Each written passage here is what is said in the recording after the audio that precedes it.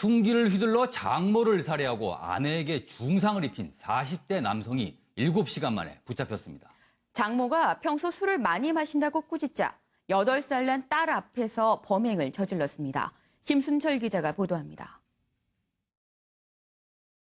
반바지 차림으로 도로를 걷는 한 남성을 경찰들이 뒤쫓아가 붙잡습니다. 지난 12일 밤 9시 40분쯤 경기 동두천시의 한 주택에서 자신의 장모와 아내에게 흉기를 휘두른 47살 이모 씨입니다. 이 씨의 장모는 병원으로 옮겨지다 숨졌고 아내도 중상을 입어 2차례 수술을 받았습니다.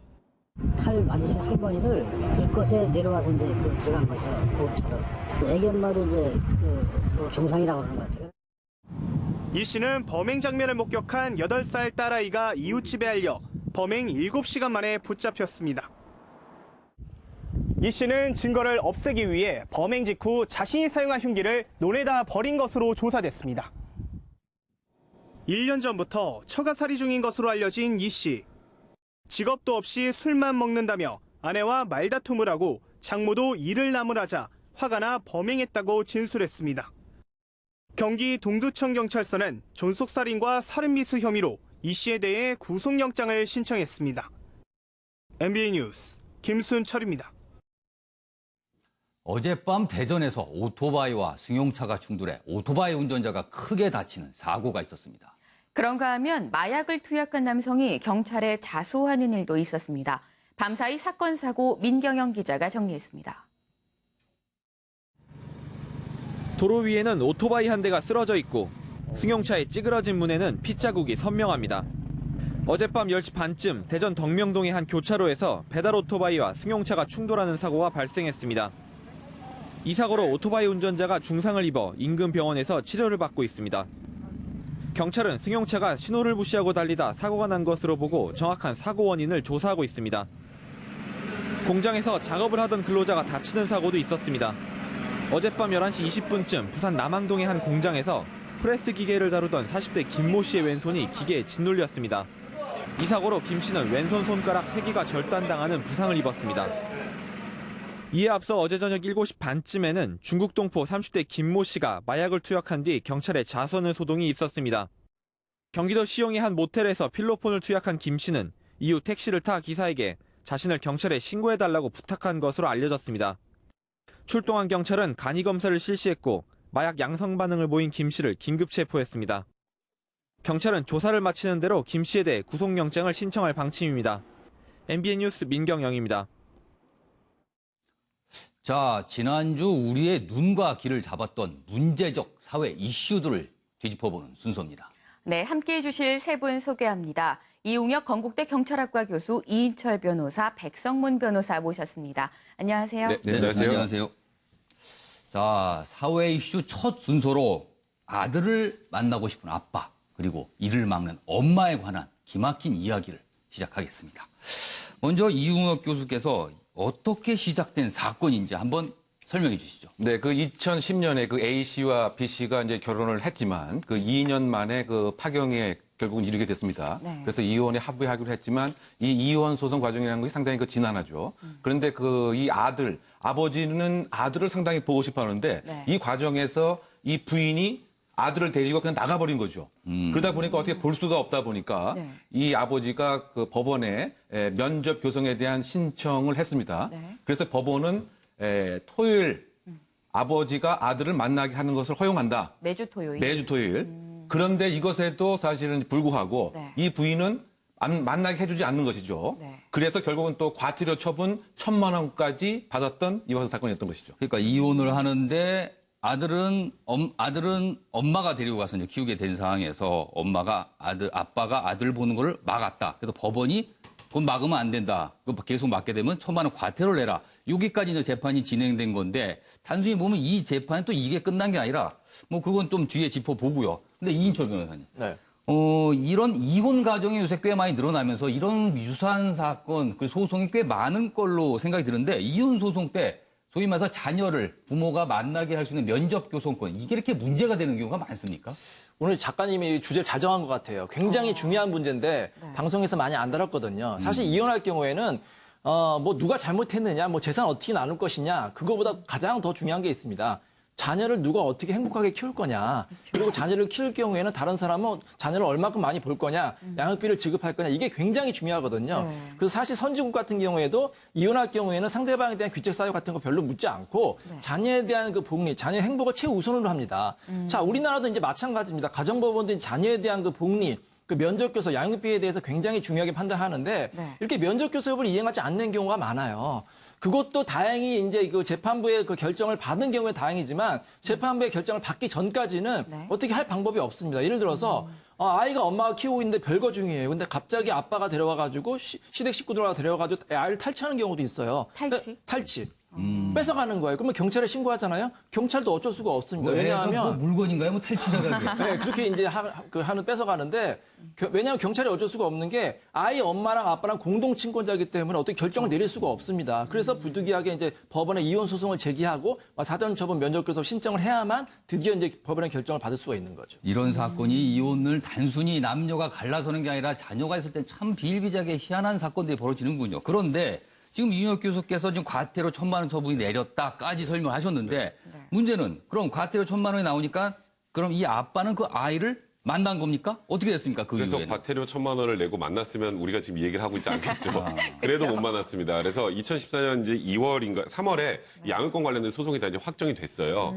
확정이 됐는데 문제는 이 확정되고 나서 9일 후에 이 엄마가 아이를 데리고 일본으로 가버립니다. 그러니까 법원에서 아이를 만나게 해주라고 네, 했는데 만나게 해주라고 했는데 그러니까 제가 보기에 다분히 의도적이죠. 그러니까 그 전에 이 결정이 나오기 전에 이미 준비를 했어야 9일 후에 일본에 가는 거 아니에요. 그렇죠. 그죠? 그 전부터 준비를 했던 거예요. 그러니까 애시당초 애를 아빠를 만나게 해줄 생각이 전혀 없었던 건데 이제 가고 나서 더 문제는 그러니까 일본에 있고 한국에 있으면 뭐 일주일에 한 번씩 만날 방법이 없잖아요. 뭐 아빠가 일주일에 한 번씩 일본을 가든지 엄마가 일주일에 한 번씩 한국으로 오든지밖에 방법이 없으니까 이 엄마가 이런 소송을 다시 제기한 거예요. 내가 지금 일본에 있고 애와 함께 있어서 현실적으로 일주일에 한 번씩 만나게 해주는 게 불가능하니까 면접교섭권의 형태를 영상통화로 대체해달라라고 다시 소송을 제기하게 됩니다. 아, 이게 또 좀 희한하게 흘러가네요. 자, 그럼 여기서 두 분 변호사가 나오셨으니까 이런 영상을 통한 면접 교섭권 문제를 이인철 변호사께서는 남편 측의 논리로 남편 측을 변론하신다는 생각을 하고 한번 논리 전개를 해주시고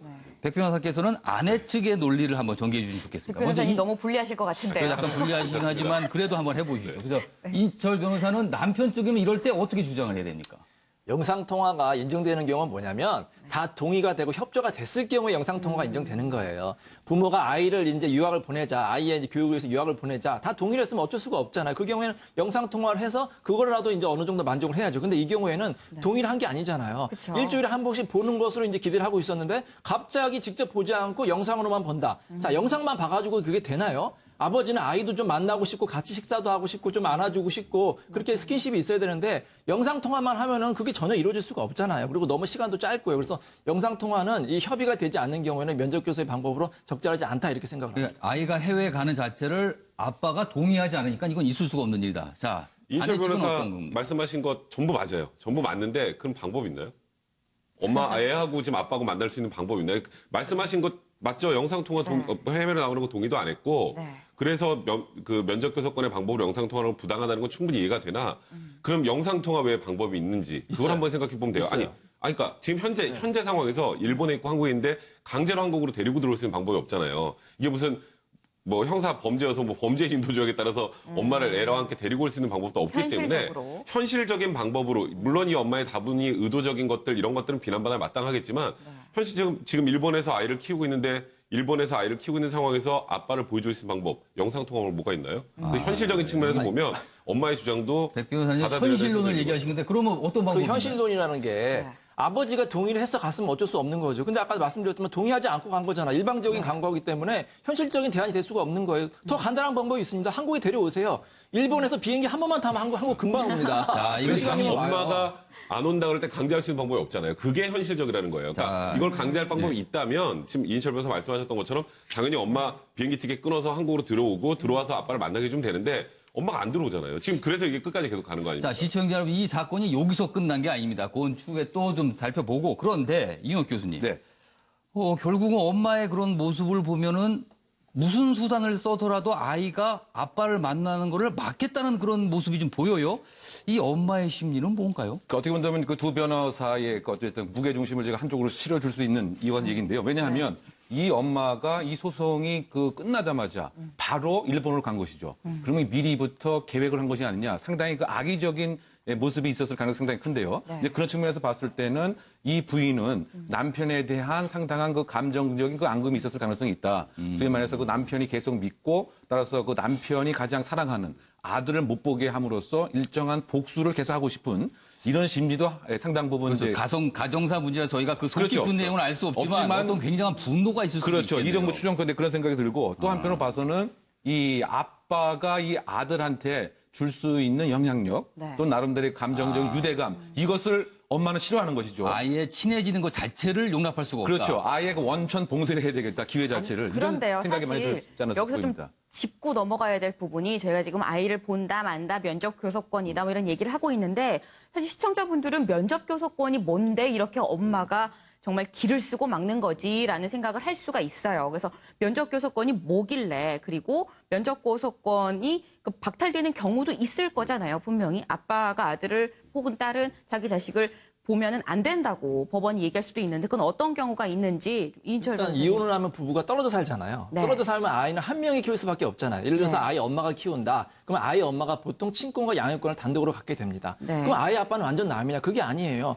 아이 아빠도 이혼했지만 이 친부 관계는 계속해서 영원히 가는 겁니다. 네. 그렇기 때문에 아이 아빠도 정기적으로 아이를 보게 되거든요. 그걸 이 면접교섭권이라고 합니다. 보통 실무에서는 한 달에 2번 그 1박 2일 정도 하고요. 방학 때 일주일 정도, 그다음에 명절 때 또 1박 2일 정도 인정을 하고 있습니다. 그게 면접교섭권이라고 하는데 이혼하고 잠깐씩 그렇죠. 정기적으로 자기 아이를 볼 수 있는 권리, 그 면접 교섭권이라는 거죠. 아까 이 교수님도 잠깐 지적을 해주셨는데 예전에는 이런 경우가 있었어요. 예를 들어서 이혼하면은 완전 아이랑 그 애착 관계를 끊고 심지어는 부모 관계도 단절시키려는 그런 경우가 있었어요. 네. 아이를 아예 안 보는 게 낫다. 또 그 재혼하는 경우에는 아예 새아빠, 새엄마를 친엄마, 친아빠로 이제 인정하게 하자. 아이가 어릴 경우 그렇게 하는데 많은 전문가들의 연구에 의하면은 아이 엄마와 아빠는 계속해서 이혼해도 만나는 게 좋다는 것이 이제 연구 결과입니다. 네. 이혼을 해도 그 친권, 양육권을 갖지 않는 부모에게 일정한 정도 면접교섭권을 계속 유지해줘야만 아이의 복리 위해서도 좋다는 게 연구 결과거든요. 그렇기 때문에 상대방이 미울 수는 있어요. 상대방에 대한 복수심과 그런 오기가 있겠지만 아이를 생각해서라도 면접교섭권은 원활하게 이루어져야 됩니다. 자, 면접 교섭권 말이 어려워서 그런데 만나서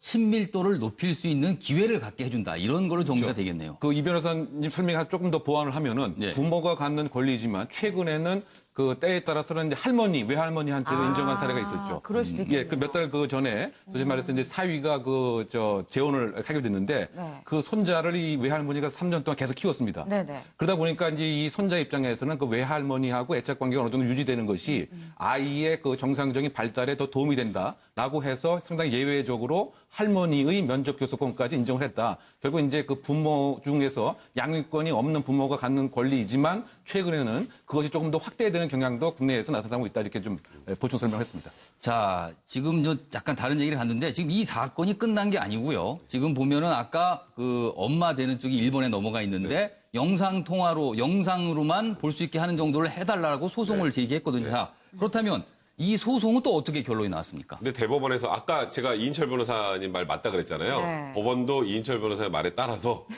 대법원에서도 네. 이거는 영상통화라는 것 자체는 면접교섭권의 정당한 방법이 아니고 네. 그리고 이건 아까 얘기했던 것처럼 미리 계획하고 일본을 갔다는 정황까지 있으니까 이건 안 되고 일주일에 한 번씩 원래대로 네. 면접교섭권 행사할 수 있게 해라라고 이제 대법원에서 판결을 했고요. 그게 올해 6월에 확정이 됐습니다. 네. 근데 문제는 판결이 확정됐지만 이 아빠는 여전히 아이를 보고 있지 못하다는 게 문제죠.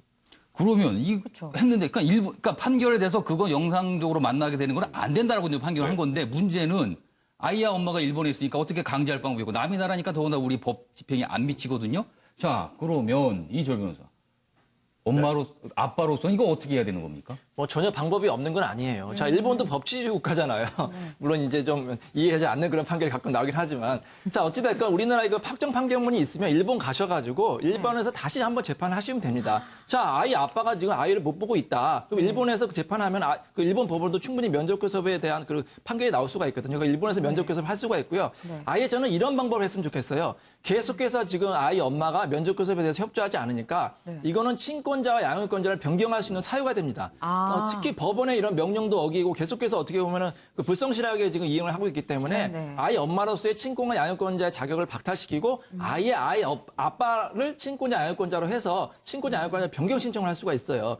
자, 우리 가정법원에서도 이렇게 이제 판결 내렸거든요. 근데 가서 일부의 판결이 우리 이제 가정법원 판사님들이 이제 굉장히 아이에 대해서 신경을 많이 쓰십니다. 그래가지고 이 아이 엄마와 아빠에 대해서 어떻게 잘 키우고 있느냐 이걸 관찰하는데 이 아이 아빠와 아이 애착 관계를 굉장히 중요하게 본 거예요. 아이가 아이 아빠에 대해서 굉장히 애착이 있고 잘 따르기 때문에 아이 아빠에 대해서 친권자 양육권자를 변경해도 큰 문제가 없다고 보거든요. 그러니까 아이의 이참에 아이 아빠는 친권자 양육권자 변경 신청을 해서 자기가 아이를 키울 수도 있습니다. 자, 근데 지금- 제가 하나만 말씀드리면 지금 이인철 변호사님 말씀하신 거 맞습니다. 그렇게 하면 다 좋은데 네, 네. 이 엄마가 애를 데리고 미국으로 가면 어떡하나요? 방법이 없어요. 그러니까 지금 이 엄마가 나는 이 애를 절대 이 아빠를 보여주지 않겠다라고 마음을 먹는 이상 네. 현실적으로 그걸 강제할 수 있는 방법이 없어요. 우리는 예를 들어서 뭐 돈을 빌려가지고 그것 때문에 소송을 하게 되면 이 사람 재산이 있으면 그걸 압류해서 가져올 수 있잖아요. 그쵸. 근데 아이는 강제로 데려오지를 못해요. 그러다 보니까 이 엄마의 의지가 제일 중요한 거예요. 현실적으로 법적으로 할 수 있는 여러 가지 수단이 있는데 이 아빠도 오죽했으면 지금 2012년부터 시작된 게 올해까지 지금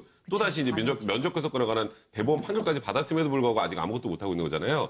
그러니까 여기서는 엄마의 의식 변화가 있지 않는 한 현실적으로 불가능하다는 게 가장 큰 문제입니다. 미리미리 이런 일을 예방을 해야 되는데 제가 이제 어떤 사건이 있었냐면은 아이 엄마가 아이를 키우고 있었는데 갑자기 소송 중에 아이 아빠가 아이를 뺏어간 거예요. 탈취해 가서 네. 아이 엄마가 계속해서 보여달라고 하고 법원에서도 계속해서 아이를 보여달라고 했는데 보여주지 않는 겁니다. 네네. 근데 저희가 어떤 소식을 들었냐면 아이 아빠가 아이를 그 해외 미국으로 데려간다는 소식을 들은 거예요. 지금 아이가 공항으로 막 가고 있어요. 그래서 저희가 빨리 이제 법원에 그 연락을 해가지고 법원이 당사자하고 변호사들 다 불러가지고 아이의 여권을 이렇게 회수한 경우가 있었거든요. 그래서 만약에 아이가 이렇게 해외로 갈 경우가 있는 경우에는 여권을 미리 확보한다든지 아니면 친권을 공동으로 하게 되면 친권자 양측의 동의를 받아야만 이렇게 여권을 발행하고 비자를 받을 수가 있기 때문에 그런 방법도 이용하시기 지금 바랍니다. 이 양쪽 변호사께서 여러 가지 해법과 여러 가지 사항들 설명해 줬는데 아빠 입장에서 보면 아이 만나기 위해서 숨 넘어가게 생겼습니다. 참으로 몇 번을 재판을 해야 되는 건지 모르겠습니다.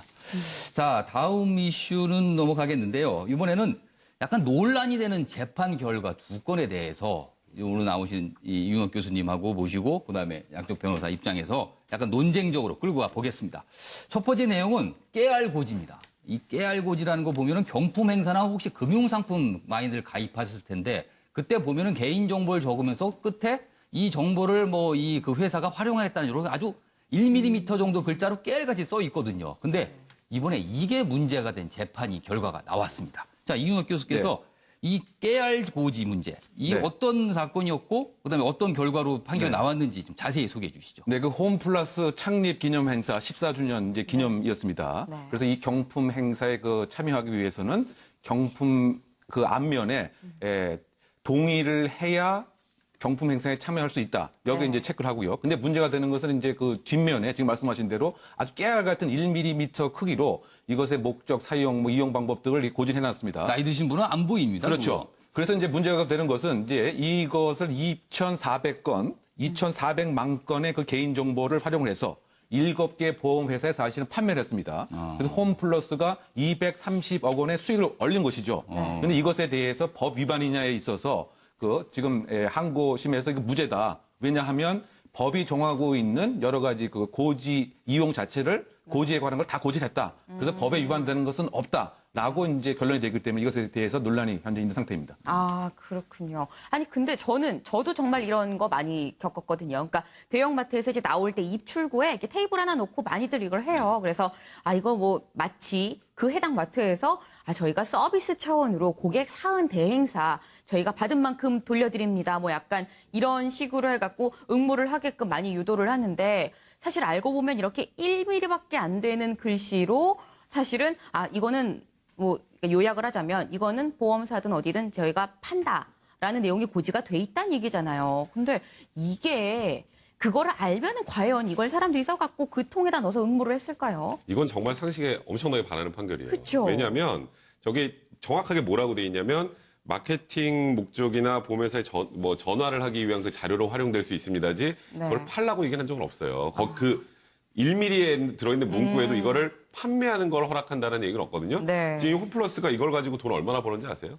231억 원을 벌었어요. 이건 애시당초 경품 행사가 목적이 아니라 말 그대로 우리들 개인정보를 다 모아서 보험회사에 팔기 위해서 이렇게 한 거란 말이에요. 근데 이거를 물론 법원 입장에서는 그 제공에는 판매도 포함이 될 수 있다는 취지로 판단을 했겠지만 법하고 상식하고 생각을 해볼 때 법은 상식을 반영해야 되는데 이 정도 사안을 가지고 이거는 애시당초 동의를 한 거니까 포괄적으로 동의를 한 거니까 이거는 무죄다라고 하는 거는 이거 과연 우리나라 국민들 중에 이 판결을 보고 납득할 수 있는 분이 몇 분이나 계실지 의문이 듭니다. 그렇죠. 아니 근데 이인철 변호사님, 저는 지금 뭐 상식에 좀 반한다 이런 백 변호사님도 말씀을 하셨는데 사실 보면은 이게 어쨌거나 법원은 이렇게 무죄로 판단한 근거가 있을 거 아니에요? 왜 주변에 보면 행실이 아주 나쁜 사람이 있죠. 그리고 부여자들이 있죠. 막 처벌하고 싶죠. 처벌할 수 있나요? 행실이 나쁘다. 저 사람이 나쁜 사람인데 도덕적으로 나쁜 사람이라고 처벌할 수 없습니다. 왜냐하면 우리 형법의 대원칙 중에 하나가 죄형법정주의예요. 이렇게 딱 법에 규정이 돼 있어야만 처벌할 수 있습니다. 기분 나쁘다고 사회적으로 무리 일으키려다고 다 형사처벌할 수가 없어요. 왜냐하면 그렇게 되면 권력자나 이제 수사기관이나 법원의 자유에 따라서 처벌할 수 있기 때문에 아예 우리 그 법에서 헌법에서 규정을 하고 있습니다. 딱 그 법정이 돼 있어야만 처벌할 수가 있거든요. 자, 근데 이 법이 뭐냐면 좀 개인정보법인데 개인정보법에서는 이 개인정보를 제3자한테 동의할 땐 동의를 받게 돼 있고요.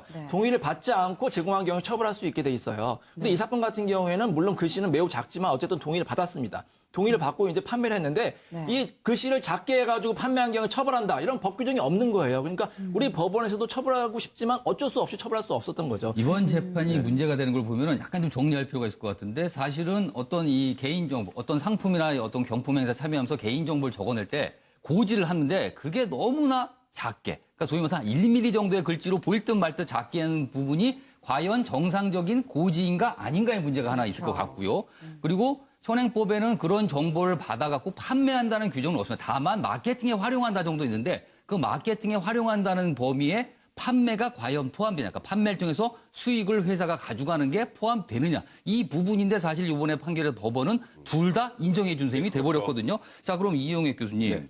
그럼 우리가 아주 길에 가서 쉽게 적어내는 개인정보, 어떤 상품을 구입할 때도 동의하고 개인정보 적어냅니다. 저는 개인적으로 잘 읽어보지는 않는데 그렇다면 애초부터 그런 개인정보를 동의했다면 그냥 다 판매돼도 되는 셈이 돼버렸는데 이건 어떻게 된 겁니까? 그러니까 그러다 보니까 이것이 이제 그 범죄로 악용될 소지가 상당 부분 있지 않겠나 이런 생각도 많이 들고요. 최근에 그 사회에 많은 문제를 주고 있는 보이스 피싱 같은 것도 보면 이와 같은 정보를 사거나 정보를 빼내거나 등을 해서 맞춤형식으로 피해자에게 접근하거든요. 그래서 내가 딱 전화를 받아보면 모든 사양들이 다 맞습니다. 그러다 보니까 거기에 속을 수밖에 없는데 예를 들면 이제 그 합법 채임을 가장을 해서 혹시 이와 같은 홈플러스 정보를 샀다.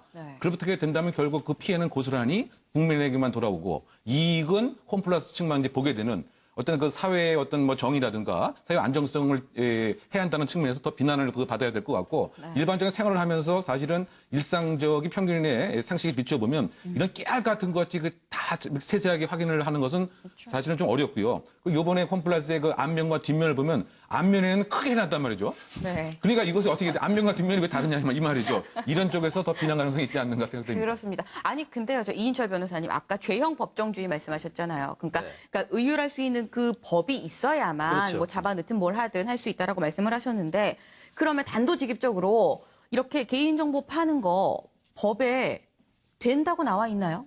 된다고는 안 돼 있지만 안 된다고도 나와 있지 않거든요. 법에 없다. 그러니까 무조건 이 사람들이 나쁜 사람이라는 거 저도 인정해요. 나쁘게 이제 해야 되는데 나쁜 사람, 나쁜 회사라고 해서 다 처벌할 수는 없다는 거예요. 왜냐하면 우리 형법에 이제 죄형법정지 위반상 어쩔 수가 없다는 거예요. 그래서 만약에 우리 입법자가 이제 법을 고치면 되겠죠. 이렇게 개인적으로 동의를 받지 않고 판매한 경우에는 처벌한다, 금지한다 이렇게 규정이 돼 있으면 당연히 처벌할 수가 있는데 아직까지 현행법에는 그런 규정이 없기 때문에 어쩔 수 없이 형사처벌 안 되고 다만 형사처벌 안 된다고 다 좋은 것은 아니고요. 민사적으로 소비자들은 충분히 손해배상이나 어쩌면 부당이득 같은 거를 반환 청구를 할 수가 있기 때문에 민사적인 권리구제 방법도 이용할 수가 있습니다.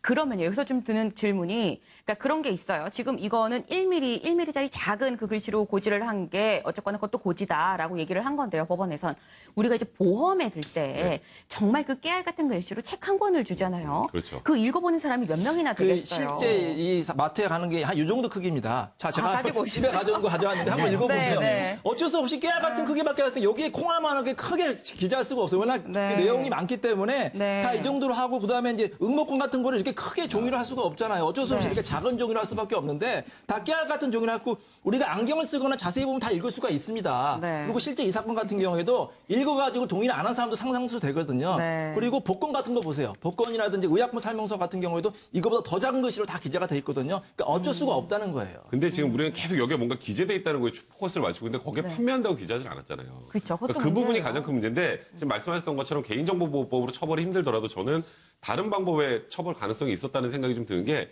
사기로 처벌은 가능하지 않았을까 생각이 들어요.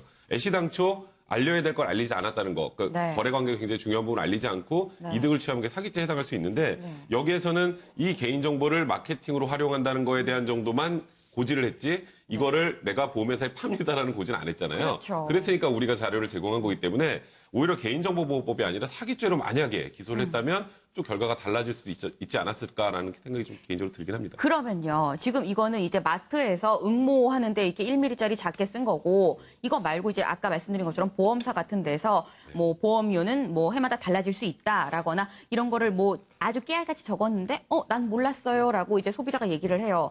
그런 소송도 있을 거란 말이에요, 분명히. 그러니까 그런 보통 경우엔 이제 보험회사 관련해서는 그냥 약관만 주면 끝나는 게 아니에요. 보험회사에서는 이제 보험 모집인이 네. 약관의 중요 부분을 다 설명해야 됩니다. 직접 말로. 그걸 설명하지 않으면 그거는 약관을 제대로 알리지 않았던 거기 때문에 이거는 나중에 보험회사 쪽이 다 이제 물어줘야 되는 상황이 되거든요. 네. 그러니까 물론 여기 이제 이런 경품 행사 같은 데서 그 네. 앞에서 한 명씩 이거 적어 넣을 때마다 이거 하나하나 설명해주기 현실적으로 불가능하다 보니까 여기서 네. 이렇게 이루어진 건데 그러니까 결국 이게 1mm짜리로 작은 글씨로 제대로 고지, 그러니까 심지어 그 고지 내용도 지금 우리가 아는 것처럼 마케팅 활용이지 판매한다는 고지도 안 했음에도 불구하고 그냥 넘어간다는 건 애시당초 처음부터 악의를 가지고 한 거잖아요. 이런 부분에 대해서는 어떤 방식으로든지 그러니까 사회적 방법을 화면을 생각을 지금 해야 모시고 나오고 계시지만 이 소비자 입장에서는 돋보기를 들이대고 봐야 보이는 정도의 고지 내용이거든요. 그래서 이거를 소비자 입장에서 지금 법원은 그렇게 판단했고 회사 측은 법을 지켰다고는 하지만 소비자 입장에서 보면은 저게 과연 우리한테 제대로 된 고지를 한 것이냐 대한 의문은 강하게 드는 건 맞습니다. 그러니까 저런 걸 보고 그러니까 지금 앵커분들도 혹시 저런 거 경품 이거 할 때 읽어보신 적 있어요? 저 뒤에 한 번도 없죠. 못 읽어. 일단 글씨가 너무 작아서 보는 순간 부담스러워서 읽지도 못할 걸 어느 정도 대부분 파악을 하고 있는 거란 말이에요. 그러니까 이렇게 알리면 안 할 수도 있는 내용들은 알리질 않는 거나 마찬가지 효과를 내는 거거든요. 자, 그런 부분은 변호사분들 나오시니까 변호사분들은 아마 읽어보실지 모르지만 저는 개인적으로 잘 읽어보지 저도 안 않습니다. 읽습니다. 뭐 결국은 지금 아직 그 법은 그런 걸 소비자의 그런 이런 감정까지 보호해주지 못하니까 결국엔 소비자분들이 꼼꼼하게 챙기는 수밖에 없겠습니다. 자, 다음 사건을 한번 넘어가 보겠습니다.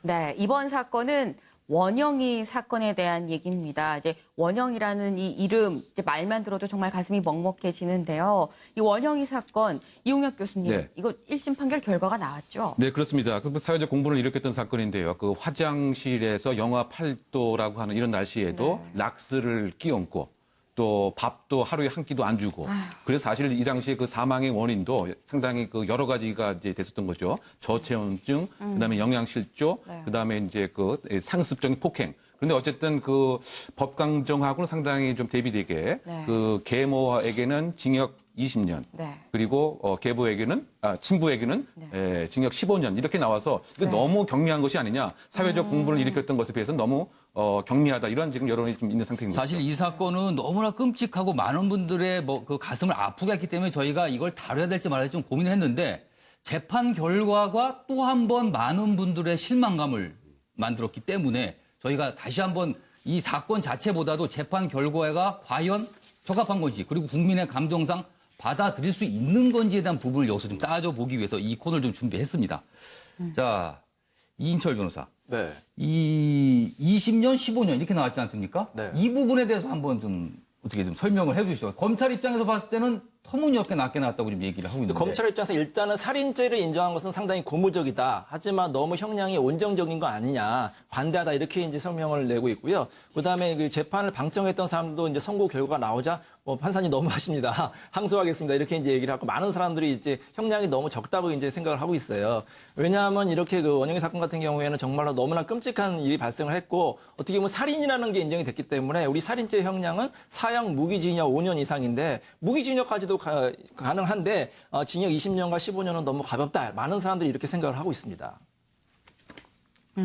네. 아니 그런데요. 사실 이번 이 원영희 사건 저는 이렇게 생각을 합니다. 15년, 20년 받았잖아요. 제가 그래서 이 계모랑 아버지의 나이를 한번 따져봤어요. 네. 이 계모 아버지가 둘 다 38살. 그래서 계모가 20년을 받고 아버지가 15년을 받았으면 형을 다 살고 나와도 58, 53살입니다. 뭐 요즘에 정말 나이를 뭐 인생은 60부터라는 얘기를 하잖아요. 충분히 형을 다 살고 나와도 본인들의 남은 여생을 얼마든지 계획해서 살 수가 있는데 7살 원영이는 남은 여생이 없잖아요. 그런데 이게 과연 이런 어떤 형평성에 맞는 이런 판결인가라는 걸 다시 한번 생각을 해보게 되는데요. 여기 사실 좀 짚고 넘어가고 싶은 게 저는 제 기억에 그 부천에서 초등생 살인 사건이 있었어요. 그때도 이거랑 굉장히 비슷한 사건이었던 것 같은데 네. 그때는 제가 알기로는 20년, 30년이 네. 나왔던 걸로 기억을 하거든요. 네. 근데 그거랑 이거랑은 왜 이게 다른 거죠? 그 사건 같은 경우에는 일단은 적극적으로 아이에 대해서 폭행을 했고요. 네. 그다음에 그 시신을 훼손했습니다. 시신을 훼손해가지고 냉장고에도 보관하고 또 심지어는 이제 쓰레기통에도 버리고 이 굉장히 이 범행이 어떻게 보면 중하고 범행 후에도 이 대처가 굉장히 나쁘다. 이렇게 해서 이제 30년, 20년이 나온 것 같고 또 그 사건과 이 사건의 그 가장 큰 차이점은 뭐냐면 이 사건 같은 경우에 법원이 미필적 고의한 부적에 의한 살인죄를 인정을 했어요. 네. 화장실에 쓰러져 있는 원영이를 구하지 않았다. 그러니까 네. 직접적으로 때리거나 직접적으로 칼로 찌른 건 아니지만 이 구할 수 있는 구해야 되는 의무자가 있는데 네. 그 사람이 구하지 않고 방치했기 때문에 살인했다. 이걸 부작위에 의한 살인이라고 하거든요. 그러니까 네, 네. 보통 실무에서는 이 적극적인 폭행이나 살인보다는 이 부작위, 구호하지 않은 조치의 경우에는 그 행위 태양이 조금 가볍다고 해서 형량이 좀 적게 나오는 것이 실무의 태도입니다. 네. 저희가 지난 3월에 이 친부, 어떻게 우리가 핏줄이 또 이럴 수가, 계모는 그렇다고 치자. 그런데 핏줄이 이럴 수가 있느냐라는 얘기를 정말 많이 했었는데 그 친부, 아버지가 지난 3월에 경찰서에서 나오면서 했던 얘기가 있습니다. 그거를 잠깐 보고 지나가겠습니다. 학대 사실 알고도 왜 방치하셨습니까? 죄송합니다. 애가 3개월 동안 갇혀 있었는데 모르셨어요? 죄송합니다. 누가 먼저 숨기자고 제안했어요? 잘못했습니다. 죽은 아이한테 한 말씀 해주세요. 정말 미안합니다. 뭐라고요? 정말 미안하고 사랑. 아예 죽이려고 하셨습니까? 아니요. 3개월 동안 왜 가두신 거예요? 화장실에 가두신 이유가 뭐예요? 잘 안 들어서요. 어떤 말을 안 들었어요? 애가 죽을 거라고 생각하지 않으셨어요? 잘 몰랐어요. 누가 먼저 제안했어요? 거짓말하자고? 나는 간지 얼마 안 됐어요. 간지 그렇게 하고 나서 이혼하고 나서 얼마 있어서 바로 2번 갔다 오고 그때는 안 가졌어요. 그렇지 그때 한 5살, 6살 될 때 갔던 것 같아. 그땐 잘 컸죠. 자연스 못했죠. 네. 지금 다시 한번 또 이렇게 얘기를 들어보니까 더더욱 이 가슴 속에서 치미는 분노가 느껴지는데요. 이게 사실 스튜디오에 앉아있는 저희만 느끼는 분노가 아니죠, 이웅혁 교수님. 그렇죠. 그 네티즌의 반응이 상당히 아주 폭발적으로 네. 냉소적인 이런 태도를 갖고 있습니다. 왜냐하면은 법원의 그 입장이 너무 경한 것이 아니냐. 그래서 재판부가 좀 더 죄의 값을 갚을 수 있도록 해야 되는 결정이 있어야 되는 것이 아니냐 이런 그 반응이 많고요. 네. 더군다나 그 바로 항소를 한 것을 보면 이것은 너무 괘씸하다. 오히려 괘씸죄 플러스 10년을 더 붙여야 되는 것은 아니냐. 이런 그 네티즌의 그 반응도 있고 네. 또 한 생명을 죽인 것이고 20년이면 너무 짧은 것인데 항소를 하다니 지금까지 이제 이 그 계모가 제출했던 22번의 반송문 자체도 어떻게 본다면 악어의 눈물에 그친 것이 아니냐. 이런 그 비판 같은 거 상당히 많이 있고요. 더군다나 이제 국민들 같은 경우는 탄원서가 600건 이상씩 계속 거의 이렇게 제출했답니다. 이런 입장에서 본다면 상당히 국민의 법감정하고 좀 동떨어진 것이 아니냐 이런 것이 대다수인 것 같아요. 자, 백성원 변호사. 네. 지금 보면 어차피 검찰 측과 피고인 측이 다 이제 항소를 해서 2심 재판이 이제 진행되게 됐습니다. 그렇다면 앞으로 2심 재판에서는 어떤 사안이 쟁점으로 이 사건에서는 붙을 것 같습니까? 일단 지금 제일 중요한 건 살인죄가 계속 인정될지. 일단 그게 가장 중요합니다. 지금 계모도 항소하면서 밝혔던 게 죽일 의도가 없었다라는 걸 계속 강조하고 있는 건 네. 나는 살인자가 아니다라는 걸 좀 주장하고 있는 거거든요. 네, 그거하고 이 양형에 반영돼야 될 것 중에 계모가 계속 주장하고 있는 건 학대의 대물림을 주장하고 있어요. 내가 어렸을 때 나도 결손가족 학대를 받았고 네. 그게 나도 모르게 발현이 된 거다. 그러니까 나 좀 더 깎아주세요. 이런 참작을 취지거든요. 해달라. 근데 저는 그래요. 그러니까 우리나라 이번 1심 그 법원의 판단이 무조건 잘못했다고 무조건 비난만 할 건 아니라는 생각이 드는 건 우리나라 법원의 양형 기준이 그렇게 돼 있어요. 살인죄에서 무기징역 인정하지 않으면 네. 적게는 5년, 많으면 30년 안에서 대부분 이제 형량이 결정이 된단 말이에요. 네. 거기다가 아까 말씀하셨던 것처럼 직접 뭐 물리력을 행사해서 한 게 아니라 네. 구호 의무를 제대로 하지 않아서 부작위한 살인죄가 된 경우에는 또 네. 떨어진단 말이에요. 네, 네. 그러니까 저는 이런 경우에 나머지를 좀 더 봐야 되는 게 그 추운 날 3개월 동안 락스 뿌려가면서 화장실에 둔 겁니다, 아이를. 그리고 아이가 죽게 그냥 둔 거잖아요. 그렇다면 이런 정도의 그러니까 정말 반항할 수 없는 아이에 대한 이런 극렬한 범죄는 이거는 지금보다 양형 기준을 정말 대폭 많이 늘려야 돼요. 그렇지 않으면 이거 근절되기 힘듭니다. 그렇습니다. 아니 근데 지금 사실 전 들으면서 지금 부작위에 의한 살인이라고 말씀을 하셨잖아요. 지금 백 변호사님도 말씀을 하셨고 아까 이인철 변호사님도 말씀을 하셨는데 그러니까 말씀 중에 짧게 설명은 해주셨지만 시청자분들은 모르실 수 있어요. 부작위에 의한 살인이 무엇인지 백 변호사님 짧게 설명 좀 해주시죠. 그러니까 예를 들어서 칼을 가지고 누군가를 찔러서 이 사람이 사망하게 되면 이건 내가 행동을 해서 사람을 사망하게 한 거잖아요. 이건 네, 네. 자기에 의한 살인죄라고 하고요. 네. 그다음에 저는 아무것도 안 했는데 예를 들어서 아이가 배가 고파서 아무것도 못 먹고 젖도 못 먹고 있는데 젖을 안 주는 거예요. 그냥 엄마가. 네, 네. 아무 행동을 하는 게 아니라. 그래서 아이가 사망을 합니다. 방조의 그러면 개념인 거죠. 이 사망에 대해서 보호해야 될 의무가 있는 사람이 이행하지 않는 경우에 아무것도 하지 않았지만 살인죄를 인정하는 것. 그게 부작위한 살인죄입니다. 네. 근데 사실 그렇게 보면은 이인철 변호사님 대부분의 아동 학대 부분에 뭐 폭행이 아니라 이런 식으로 원형의 사건처럼 대부분은 부작위에 의한 살인이 많이 의율이 될 것 같은데요. 꼭 우리가 형사적으로 뭐 처벌을 논하는 것 말고도 인사적으로도 이 부모 같은 경우에는 아이를 양육할 책임이 있는 겁니다. 네. 아이가 성인이 될 때까지 잘 보호하고 심지어는 또 교육비도 지급하고 아이가 성년도 잘 클 수 있게 보호해야 되고 또 반대로 네. 이 부모님이 이제 연세가 드셔가지고 이제 그 어떻게 보면 기력이 떨어지면 우리 자녀들도 부모를 또 이렇게 부양을 해야 돼요. 법에 다 규정이 돼 있거든요. 네. 그러니까 우리가 이제 이 법은 어떻게 보면 가장 기본적인 상식이잖아요. 우리나라 전통적인 효 사상 또 자녀에 대한 사랑 이런 걸 좀 먼저 생각을 했으면 좋겠습니다. 네. 참, 이런 원형이 사건, 제2, 제3의 원형이가 나오지 않으려면 이번 판결이 굉장히 중요하다는 걸 항소심 재판부에서도 좀 잘 알아주셨으면 좋겠습니다. 네. 사회 이슈는 오늘 여기까지 마칩니다. 오늘 나와주신 세 분 감사합니다. 여야 국회의원들이 광복절을 맞아 독도를 방문합니다. 앞서 일본 측의 항의가 있었지만 의원들은 일고의 가치가 없다고 일축하면서 오늘 새벽 독도를 향해 출발했습니다. 조경진 기자가 보도합니다. 일본 정부의 항의가 있었지만 여야 국회 독도 방문단은 예정대로 오늘 독도를 향했습니다. 우리 땅을 우리가 방문하는 데 있어서 일본의 이와 같은 항의 성명에 대해서는 일고의 가치가 없고 저희는 예정대로 진행하겠습니다. 앞서 일본 측은 우리나라 국회의원들의 독도 상륙을 중단해 줄 것을 강력하게 요구한 바 있습니다. 일본 외무성 가나스키 겐지 국장은 독도 영유권에 관한 일본의 입장에 비춰볼 때 도저히 받아들일 수 없는 것으로 매우 유감이라고 말했습니다. 주한 일본 대사관의 스즈키 히데오 임시 대리대사 역시 우리 외교부 동북아시아 국장에게 항의의 입장을 전했습니다. 이에 주일 한국 대사관 이희섭 정무공사는 독도는 한국 고유의 영토라며 일축했고 외교부도 독도는 국제법적으로나 지리적으로나 역사적으로 한국 영토라며 일본의 주장을 반박했습니다. 국회 방문단은 광복절인 내일 독도에 도착할 예정으로 독도 경비대를 격려하고 시설을 점검한 뒤 독도를 찾는 독도사랑운동본부, 독도사랑회 등 시민단체를 포함한 방문객들과 대화의 시간을 가질 계획입니다. MBN 뉴스 조경진입니다.